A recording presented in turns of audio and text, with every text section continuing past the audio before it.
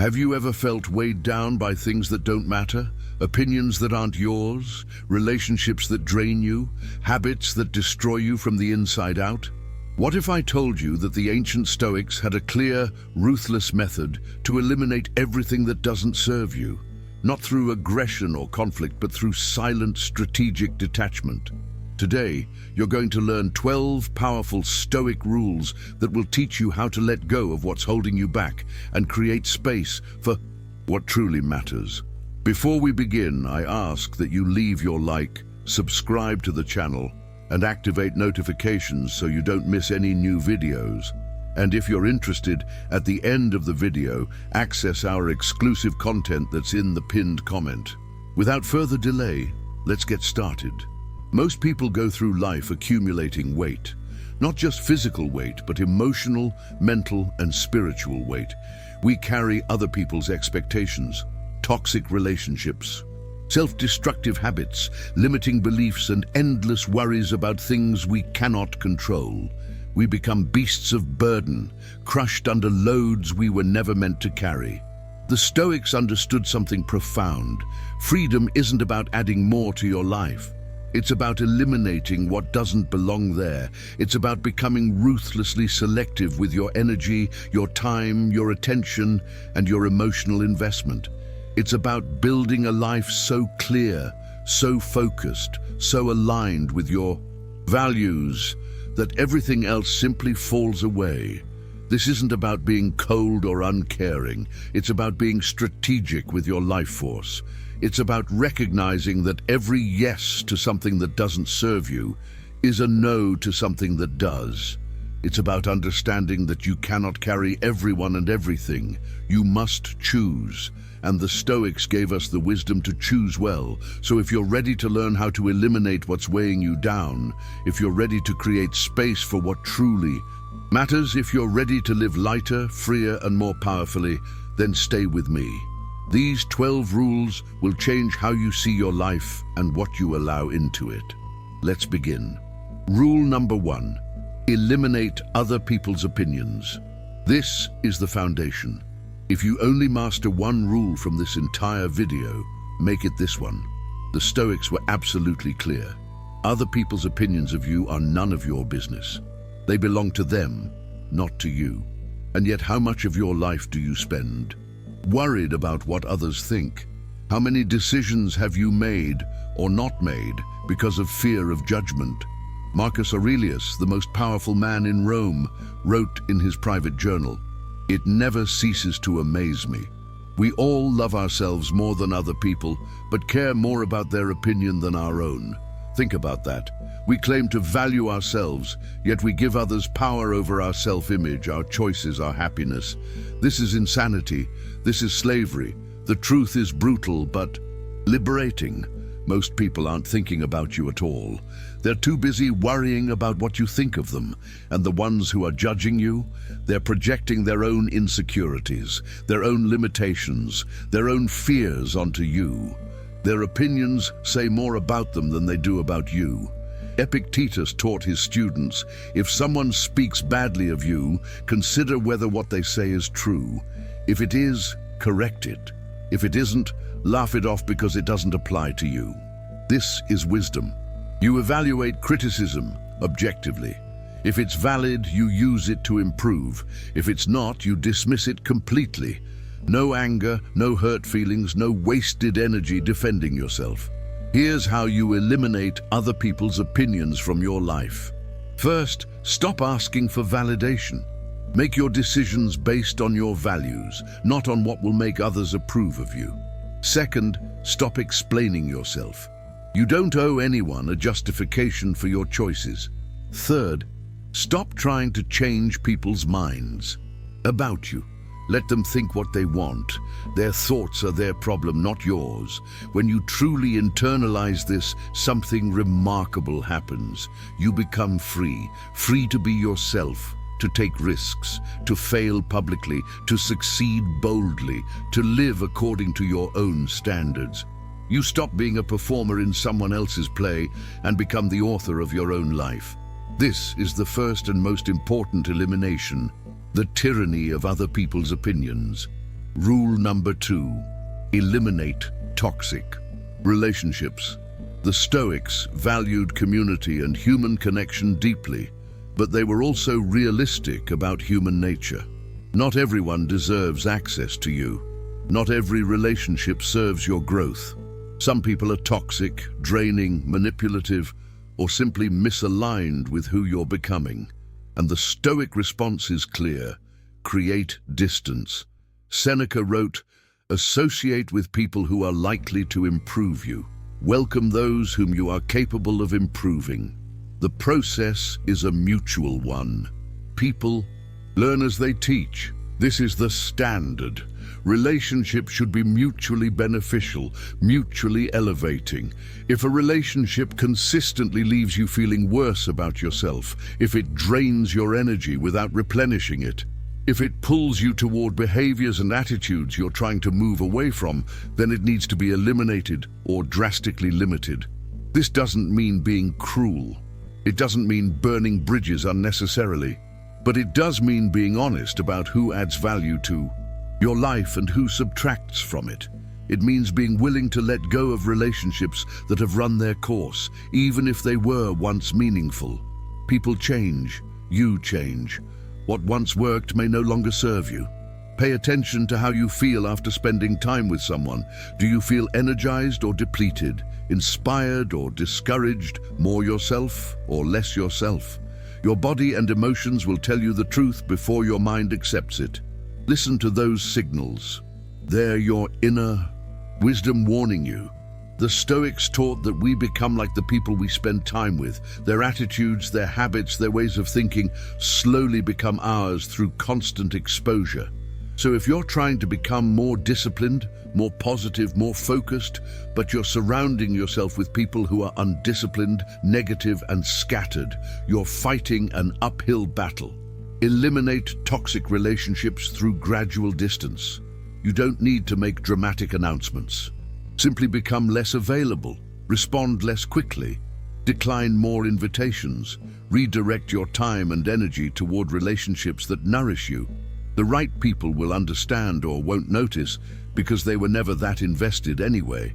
The wrong people will complain, but their complaints only confirm that you made the right choice. Your inner circle should be small, selective, and filled with people who challenge you to be better while accepting you as you are. Everyone else can exist in your outer circles or not at all. This isn't cruelty. This is self-preservation. This is wisdom. Rule number 3, eliminate complaining. Complaining is perhaps the most socially acceptable form of self-destruction. We do it constantly, often without even noticing. We complain about the weather, traffic, our jobs, our bodies, other people, politics, the economy. We bond over shared complaints. We use complaints to get sympathy, attention, or to avoid taking action. But the Stoics saw complaining for what it truly is, a waste of energy and a poison to the mind. Marcus Aurelius commanded himself, "Don't be overheard complaining, not even to yourself." Not even to yourself. That's how seriously the Stoics took this. Because every complaint reinforces a victim mentality. Every complaint focuses your attention on what's wrong rather than what you can do about it. Every complaint is an admission of powerlessness, a declaration that external circumstances control your internal state. Here's the Stoic approach. If you can change something, change it. If you can't change it, accept it. But in neither case is complaining useful. Complaining doesn't solve problems. It doesn't make you feel better. It actually makes you feel worse by keeping your focus on the negative and by convincing your brain that you're helpless. Think about your own life. When was the last time complaining actually improved a situation? When did it make you happier, more powerful, more at peace? Never. Because complaining is the opposite of action. It's the illusion of doing something while actually doing nothing. It's how we avoid the discomfort of either accepting reality or taking responsibility for changing it. Eliminate complaining by replacing it with one of two responses: action or acceptance. When something bothers you, immediately ask yourself, can I change this? If yes, what's my next action? If no, how can I accept this reality and adapt to it? This simple practice will transform your life. You'll stop being a passive victim and become an active agent in your own life. You'll also notice something interesting. When you stop complaining, you become less tolerant of complainers. You'll start to see how draining and unproductive it is. You'll naturally distance yourself from chronic complainers because their energy will feel toxic to you. This is growth. This is elevation. This is what happens when you eliminate complaining from your life. Rule number 4, eliminate the need for comfort. We've built a society obsessed with comfort. We want everything to be easy, convenient, pleasant, effortless, and in doing so, we've made ourselves weak, dependent, and fragile. The Stoics knew that strength comes from discomfort, that growth lives outside the comfort zone, that the soft life leads to soft people. Seneca deliberately practiced discomfort. He would fast regularly, sleep on hard surfaces, wear rough clothing, expose himself to cold and heat. Why? Was he a masochist? No. He was training. He was building resilience. He was proving to himself that he could handle discomfort, that his happiness didn't depend on comfortable conditions, that he was stronger than his circumstances. He wrote, "Set aside a certain number of days during which you shall be content with the scantiest and cheapest fare, with coarse and rough dress, saying to yourself the while, 'Is this the condition that I feared?'" This is brilliant psychology. By voluntarily experiencing what you fear, you rob it of its power over you. You discover that discomfort is uncomfortable, but it won't kill you. You learn that you're more resilient than you thought. Modern life has eliminated most discomfort. Too hot, adjust the temperature. Hungry, order food instantly. Bored, endless entertainment at your fingertips. Tired, sleep in. We've optimized for comfort and we've paid a terrible price. We've become unable to tolerate even minor discomfort. We need everything to feel good all the time, and when it doesn't, we fall apart. Eliminate the need for comfort by deliberately choosing discomfort regularly. Take cold showers, fast occasionally, exercise until it hurts. Do the hard task first. Have difficult conversations. Sit with boredom without reaching for distraction. Sleep less comfortably than you could. Walk when you could drive. These practices aren't about suffering for suffering's sake. They're about building a tolerance for discomfort. When you can be comfortable with discomfort, you become unstoppable. You're no longer controlled by your need for pleasant conditions. You can do what needs to be done regardless of how it feels. You can persist when others quit. You can adapt when circumstances change. You become anti-fragile, not just resilient to difficulty, but actually strengthened by it. The soft life is actually the hard life in disguise. When you need everything to be comfortable, you're constantly at the mercy of conditions you can't control. But when you can handle discomfort, when you can even embrace it as training, you're truly free. This is the Stoic path, not avoiding discomfort, but eliminating your need for its absence. Rule number 5, eliminate attachment to outcomes. This is one of the most challenging Stoic practices, but also one of the most liberating. We're taught from childhood to focus on outcomes, get good grades, win the game, achieve the goal, make the money, earn the promotion. Our entire identity becomes wrapped up in external results. And when those results don't materialize, we feel like failures. This is a trap. The Stoics made a radical distinction. You can control your effort, your preparation, your attitude, your choices. You cannot control outcomes. Outcomes depend on countless factors outside your control. Other people's choices, timing, luck, circumstances you can't predict or prevent. So why would you base your peace of mind on something you can't control? Marcus Aurelius constantly reminded himself, you have power over your mind, not outside events.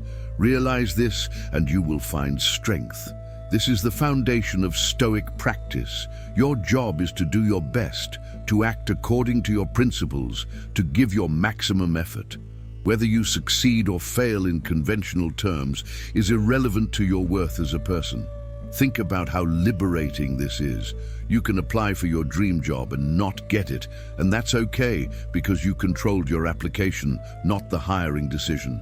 You can ask someone out and be rejected, and that's okay because you controlled your courage, not their response. You can work incredibly hard and fail, and that's okay because you controlled your effort, not the outcome. This doesn't mean you don't care about results. Of course you prefer success to failure.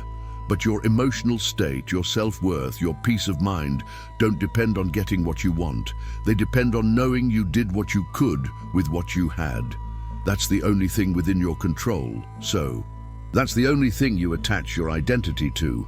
Eliminate attachment to outcomes by shifting your focus to process. Instead of, I must get this promotion, try, I will do excellent work and let the results take care of themselves. Instead of, I need them to like me, try, I will be authentic and kind, and whatever happens is okay. Instead of, I have to win, try, I will compete with integrity and give my best effort. This shift is profound. You move from desperate attachment to peaceful detachment. You still do the work, still try your hardest, still want to succeed, but you're not emotionally destroyed when things don't go your way. You're not anxious about whether you'll get what you want.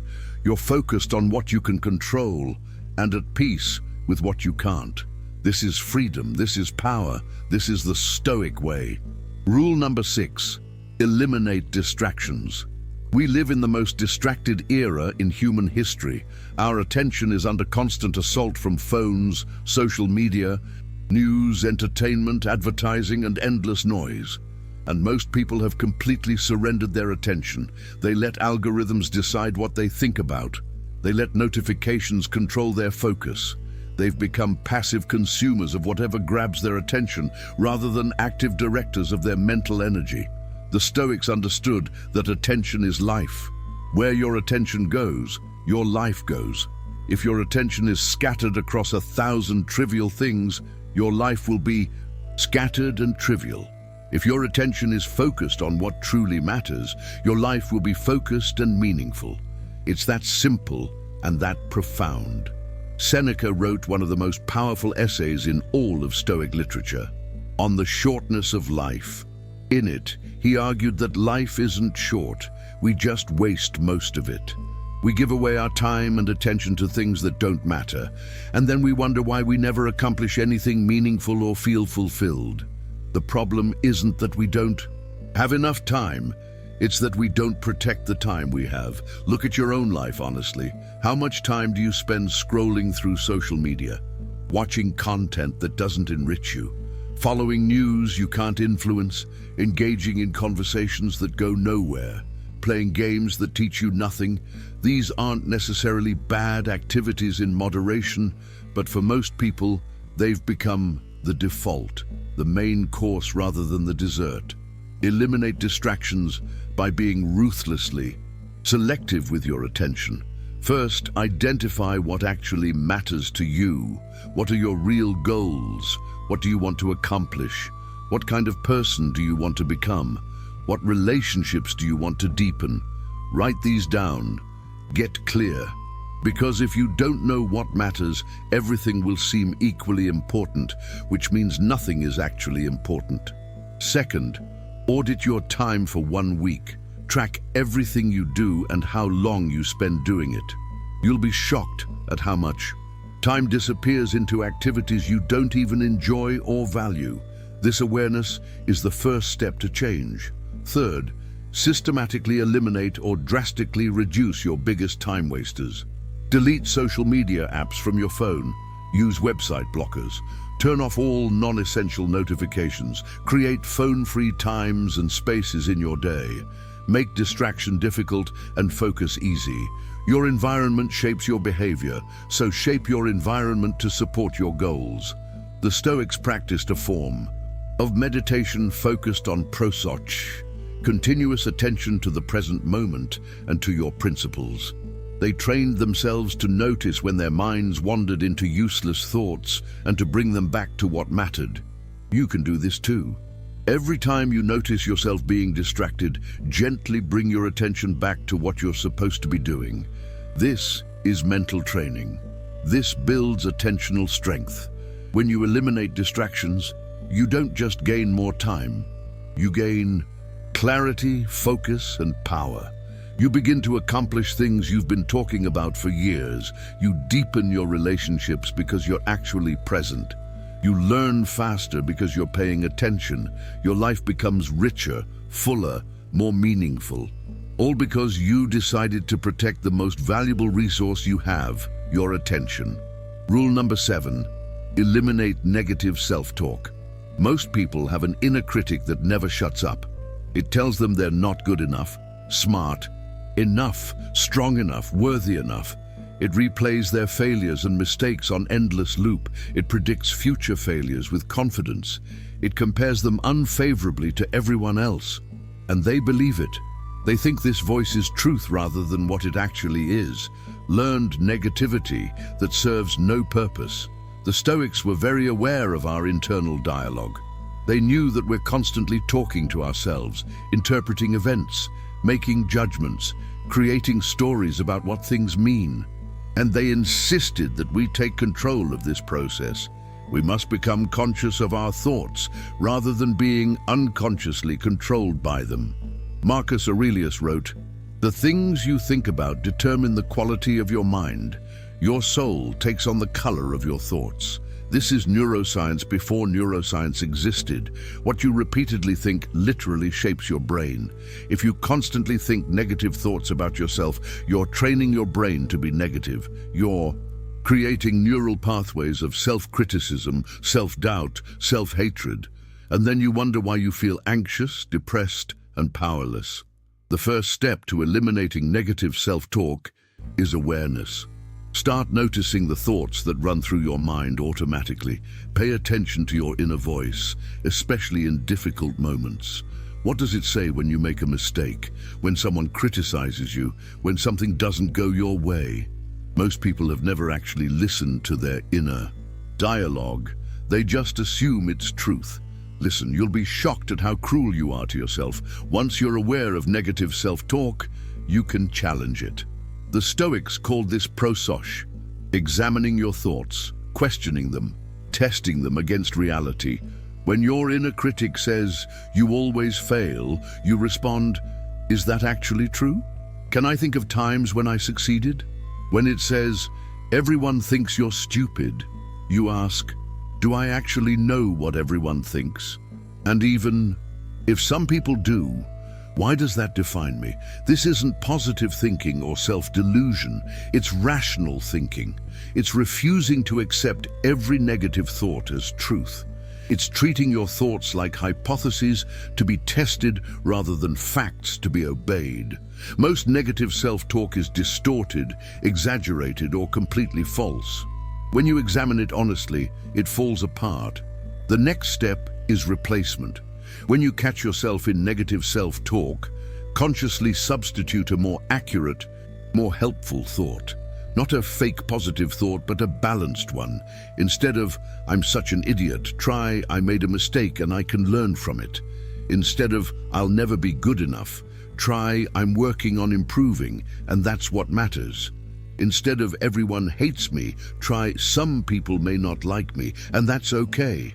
I don't need everyone's approval." Epictetus taught, "It's not what happens to you, but how you react to it that matters." This includes how you react to yourself. When you eliminate negative self-talk, you're not eliminating self-awareness or accountability. You're eliminating the useless, destructive voice that tears you down without building you up. You're becoming your own ally rather than your own worst enemy. And that changes everything. Rule number 8, eliminate the past. The past is gone. It no longer exists except as memories in your mind. Yet most people live there.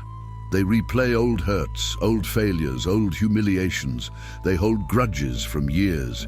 Ergo, They define themselves by who they used to be, rather than who they are now or who they're becoming.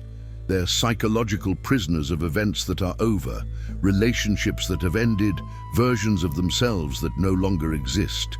The Stoics were clear. The past is outside your control. You cannot change it. You cannot undo it. You cannot go back and make different choices. The only thing you can do with the past is learn from it and then let it go. Anything else is wasted energy that could be invested in the present moment, which is the only place where you have any power. Marcus Aurelius reminded himself constantly, confine yourself to the present. Not because the past doesn't matter, but because dwelling on it serves no purpose. Extract the lesson, make amends if needed, and move forward. This is wisdom. This is freedom. One of the most common ways people imprison themselves in the past is through resentment. Someone hurt them, betrayed them, disappointed them, and they cannot let it go. They rehearse it mentally. They tell the story to anyone who will listen. They feed the anger, keeping it alive years after the event. They think they're punishing the person who wronged them, but they're only punishing themselves. The Stoics taught that holding on to resentment is like drinking poison and expecting the other person to die. Your resentment doesn't hurt them. They've probably moved on or don't even remember, but it hurts you every single day. It keeps you stuck in victim mode. It prevents you from fully engaging with your present life. It's a weight you're choosing to carry, even though you could set it down at any moment. Eliminate the past through radical acceptance and forgiveness. Acceptance doesn't mean approving of what happened. It means acknowledging that it happened, that it's over, and that you're choosing to move forward. Forgiveness doesn't mean reconciling or saying what they did was okay. It means releasing them from the debt you believe they owe you and freeing yourself from the burden of carrying that resentment. This is hard, perhaps the hardest thing on this entire list, but it's also the most liberating. When you truly let go of past hurts, you're not letting the other person off the hook. You're freeing yourself from the hook. You're reclaiming the mental and emotional energy you've been wasting on something you cannot change. The same principle applies to your own past mistakes and failures. Many people define themselves by their worst moments. They carry shame for things they did years ago. They believe they're permanently damaged or unworthy because of past actions. This is another form of self-imprisonment. The Stoic response: you are not your past. You are who you choose to be right now, in this moment. You can acknowledge past mistakes, learn from them, make amends where possible, and then release them. You can change, you can grow, you can become someone new, but only if you stop dragging your entire history behind you like chains. Every moment is a chance to start fresh, to be different, to move in a new direction. But you can only seize that chance if you're not paralyzed by what's already over. Eliminate the past by living fully in the present. This is where your power lives. Rule number 9, eliminate the illusion of control. This might seem to contradict everything else we've discussed, but hear me out. The Stoics were paradoxical. They insisted we take complete responsibility for what we can control and simultaneously release everything we cannot control. Most people do the opposite. They avoid responsibility for their choices while desperately trying to control things beyond their power. We create enormous suffering for ourselves by trying to control the uncontrollable. We try to control other people's behavior, feelings, and opinions. We try to control circumstances, timing, outcomes. We try to control the weather, traffic, the economy, world events. And when we inevitably fail, we feel powerless, frustrated, and anxious. Epictetus built his entire philosophy on one principle: distinguish between what's up to you and what's not up to you. What's up to you? Your opinions, your motivations, your desires, your aversions, your responses, your choices. What's not up to you? Literally everything else. Other people's actions, external events, your body to a large extent, outcomes, circumstances beyond your influence. When you try to control what's not up to you, you make yourself miserable. You set yourself up for disappointment because you're demanding that reality conform to your preferences. You're insisting that the universe operate according to your will. This is not only impossible, it's the source of most human suffering. Eliminate the illusion of control by accepting reality as it is, not as you wish it were. This doesn't mean passive resignation. It means clear-eyed recognition of what you can actually influence. When something happens that you don't like, your first question should be, can I change this? If yes, focus your energy there. If no, your only rational response is acceptance and adaptation. This is incredibly freeing. When you stop trying to control what you cannot, you free up enormous amounts of mental and emotional energy. You stop being anxious about things outside your power. You stop being disappointed when reality doesn't match your preferences. You stop fighting losing battles against forces too big for you to move. Instead, you channel all that energy into your circle of control. Your thoughts, your responses, your choices, your character. And paradoxically, when you stop trying to control everything, you actually become more powerful.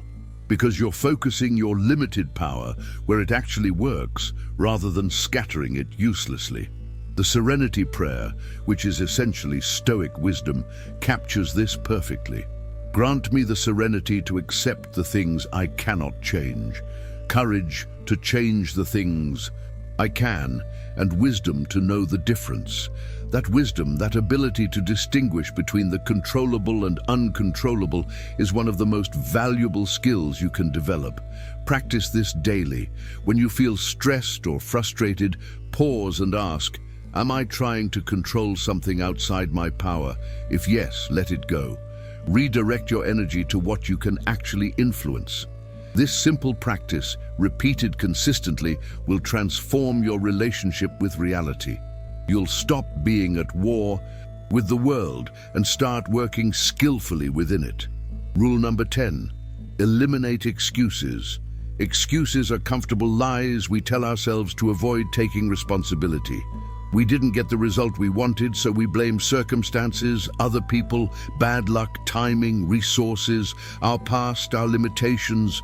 We create elaborate stories about why we couldn't, why it wasn't our fault, why we're victims of forces beyond our control. And the more we tell these stories, the more we believe them. And the more we believe them, the more powerless we become. The Stoics had zero tolerance for excuses. They believed in radical personal responsibility, not because they thought external circumstances don't matter, they obviously do, but because focusing on what you cannot control makes you weak, while focusing on what you can control makes you strong. And you can always control more than you think you can. Epictetus was born into slavery. He was physically disabled due to abuse. By any measure, he had every excuse in the world to be bitter, to give up, to blame his circumstances for his suffering. Instead, he developed a philosophy so powerful that it influenced emperors and continues to transform lives 2,000 years later. How? He refused to make excuses. He took absolute responsibility for his inner life, even when he had zero control over his outer circumstances. He taught, don't explain your philosophy, embody it. In other words, stop making excuses for why you're not living according to your principles. Stop explaining why you can't do what you know you should do. Just do it. Take action. Take responsibility. Become the person you're capable of being. Every excuse is a choice to remain where you are rather than grow. A choice to protect your ego rather than face uncomfortable truths. A choice to stay in your comfort zone rather than push beyond it. And every time you make that choice, you reinforce a pattern of powerlessness. Eliminate excuses by replacing them with ownership. Instead of, I don't have time, say, I haven't made it a priority.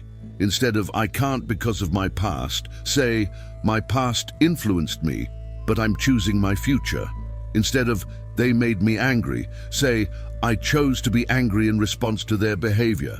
Instead of, I would have succeeded if not for X, say, I didn't succeed, and here's what I can learn from that. This isn't about being harsh with yourself. It's about being honest. It's about recognizing your agency, your power to influence your life. When you stop making excuses, you stop being a victim. You stop waiting for perfect conditions that will never come. You stop blaming others for your situation. You start taking action with what you have, where you are, right now. The Stoics understood that we always have more power than we think. We can control our effort, our attitude, our responses, our choices. We can't control outcomes, but we can control what we do in pursuit of them. We can't control other people, but we can control how we interact with them. We can't control our circumstances, but we can control how we respond to them. When you eliminate excuses, you don't suddenly gain control over everything. You gain something better, the recognition that you always had more power than you were using. That recognition is the beginning of transformation. That's when you stop being passive and start being powerful. Rule number 11, eliminate multitasking. Modern culture glorifies busyness. We brag about how much we have to do, how many things we're juggling, how little sleep we're getting. We try to do everything at once. Working while checking phones, eating while watching screens, exercising while listening to podcasts, being physically present while mentally absent. We've convinced ourselves that multitasking is efficiency. It's not. It's fragmentation. The Stoics valued presence, focus, singular attention to the task at hand. Marcus Aurelius wrote, "Concentrate every minute on doing what's in front of you with precise and genuine seriousness, tenderly, willingly, with justice, and on freeing yourself from all other distractions. Not some of your attention, not most of your attention, all of your attention. Complete focus on the present task." Neuroscience has confirmed what the Stoics knew intuitively. Multitasking is a myth. Your brain cannot actually focus on multiple things simultaneously. What you're really doing is rapidly switching attention between tasks, and every switch costs you. It costs you time, energy, focus, and quality. You think you're doing more, but you're actually accomplishing less and doing it worse. Beyond the efficiency loss, multitasking has a deeper cost. It fragments your consciousness. You're never fully present anywhere. You're always partially somewhere else. This creates a constant low-level anxiety, a sense that you're always behind, always missing something. You lose the ability to deeply engage with anything or anyone. Life becomes shallow, scattered, superficial. Eliminate multitasking by committing to single tasking. When you work, only work. Close all unnecessary tabs and applications. Put your phone in another room. Focus completely on the task until it's done or until you need a break. When you're with someone, be fully with them. No phone checking, no thinking about other things, no partial attention. Be present. When you eat, taste your food. When you exercise, feel your body. When you walk, notice your surroundings. When you read, absorb the words. Whatever you're doing, do only that thing with your complete attention. This is what the Stoics meant by prosos, continuous attention to the present moment. This feels inefficient at first because you're doing less simultaneously, but you'll quickly discover that you accomplish more because you're doing each thing better and faster. More importantly, you'll experience life more fully. Presence is the opposite of multitasking, and presence is where life actually happens. The Stoics believed that every moment matters, that every action should be performed with excellence and care. You cannot do that while scattered across multiple things. You can only do it through focused, deliberate, single-pointed attention. Eliminate multitasking, and you don't just gain productivity. You gain your life back. Rule number 12. Eliminate the fear of death. We've saved the most powerful for last. Death is the ultimate fear, the one behind all other fears. We fear failure because it feels like a small death. We fear rejection because it threatens our social survival. We fear loss because it reminds us of our mortality. And because we fear death, we never fully live. We play it safe, avoid risks, postpone what matters, and waste the time we have because we pretend we have forever. The Stoics made death central to their practice. They called it memento mori. Remember, you must die. They didn't do this to be morbid or depressing. They did it to wake themselves up, to remind themselves that time is limited, that this day could be their last, that what matters must be done now, not someday when conditions are perfect. Marcus Aurelius, despite being emperor, constantly reminded himself of his mortality. He wrote, "You could leave life right now. Let that determine what you do and say and think." This wasn't pessimism, it was the ultimate motivator. When you truly internalize that you will die, that everyone you love will die, that all of this is temporary, it changes everything. Suddenly petty concerns fall away. Why stay angry at someone when both of you could die tomorrow? Why procrastinate on your dreams when you might not have another chance? Why waste time on things that don't matter when your time is finite and precious? Death is the great clarifier. It cuts through all the nonsense and shows you what actually matters. Seneca wrote, "Let us prepare our minds as if we'd come to the very end of life. Let us postpone nothing. Let us balance life's books each day. The one who puts the finishing touches on their life each day is never short of time." This is the practice. Live each day as if it could be your last. Not in a reckless, hedonistic way, but in a meaningful, intentional way. Eliminate the fear of death by contemplating it regularly. Each night before sleep, acknowledge that you might not wake up. Each morning when you do wake up, recognize it as a gift, an unexpected bonus day. When you see loved ones, hold the awareness that this could be the last time. Not to make yourself sad, but to make yourself present, grateful, loving. This practice doesn't make you morbid. It makes you alive. It makes you appreciate what you have while you have it. It gives you courage because what's the worst that can happen? You die, you're going to die anyway. Might as well live fully, take risks, be authentic, love deeply, pursue what matters. Death is coming regardless. The only question is, will you have truly lived? The Stoics believed that death is natural, inevitable, and nothing to fear. What we should fear is wasting our lives, living inauthentically, dying with our potential untapped and our music unplayed. When you eliminate the fear of death, you eliminate the root of all other fears. You become free to live boldly, to be yourself completely, to do what matters most. Marcus Aurelius said, "It is not death that a man should fear, but he should fear never beginning to live." This is the final elimination and the most liberating. When you're no longer controlled by the fear of death, nothing can control you. You're free. Conclusion. We've journeyed through 12 powerful Stoic rules for eliminating what doesn't serve you. From other people's opinions to toxic relationships, from complaining to the fear of death itself, each of these eliminations creates space in your life. Space for what truly matters. Space for growth, for peace, for meaning, for authentic living. But here's what you need to understand. Knowing these rules changes nothing. Reading them, understanding them intellectually, even agreeing with them, none of that matters unless you act. The Stoics weren't philosophers in ivory towers. They were practitioners who applied these principles in the most challenging circumstances imaginable, from slavery to warfare to the burden of empire. You don't need perfect circumstances to begin.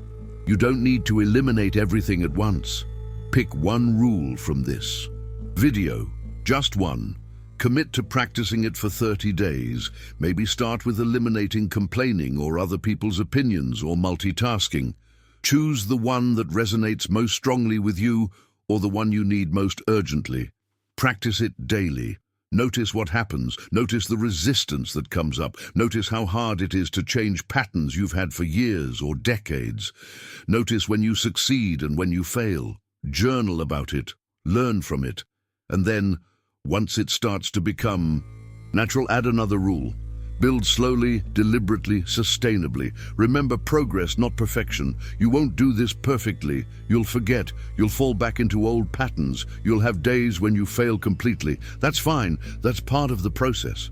What matters is that you keep coming back, that you keep practicing, that you keep choosing who you want to be, even when it's difficult. The Stoics proved that ordinary people can achieve extraordinary freedom through systematic elimination of what doesn't serve them. They showed us that we don't need more to be happy. We need less. Less weight, less distraction, less attachment, less fear. When you eliminate what doesn't belong in your life, you create space for what does. And that space is where transformation happens. So I challenge you today to begin this process. Look at your life honestly. What are you carrying that you don't need to carry? What are you tolerating that's weighing you down? What are you allowing that's preventing you from living fully? Identify one thing, just one, and commit to eliminating it. The journey of 1,000 miles begins with a single step. You've taken that step today by watching this video, by opening yourself to these ideas. Now take the next step. Put these principles into practice. Transform knowledge into wisdom through action. Become lighter, freer, more powerful, more authentically yourself. I want to express my deep gratitude for watching this video until the end. If these insights resonated with you, if you found practical wisdom in these ancient principles, I ask that you share your experience in the comments. Let me know which rule you're going to start practicing first.